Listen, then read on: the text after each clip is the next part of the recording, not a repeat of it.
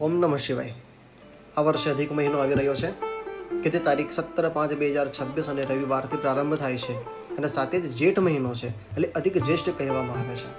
શાસ્ત્ર એવું કહે છે કે અસંક્રાંતિ માસોધિ માસઃ એટલે કે જે પણ મહિનામાં સૂર્ય એક રાશિમાંથી બીજી રાશિમાં પ્રવેશ નથી કરતો એને અધિક મહિનો કહેવામાં આવે છે.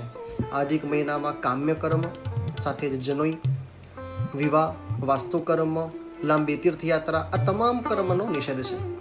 આ અધિક મહિનામાં જપ અને દાનનું ખૂબ જ અનંત ફળ પ્રાપ્ત થાય છે.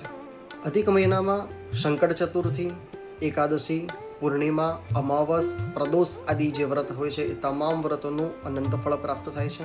સાથે જ આ અધિક મહિનામાં કાંસાના પાત્રમાં માલપુડા મૂકી અને બ્રાહ્મણોને દાન કરવામાં આવે છે. અધિક મહિનામાં તીર્થ સ્નાનનું પણ ખૂબ જ મહત્વ છે. તેથી આપણા આસપાસની પવિત્ર નદીઓમાં અવશ્ય આપણે તીર્થ સ્નાન કરીએ અને અનંત પુણ્યની પ્રાપ્તિ કરીએ. ભગવાન પુરુષોત્તમ એ આ અધિક મહિનાના દેવતા છે.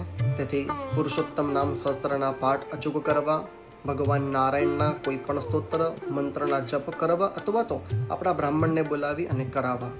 અધિક મહિનાના દેવતા ભગવાન પુરુષોત્તમના ચરણોમાં વંદન. ઓમ નમઃ શિવાય.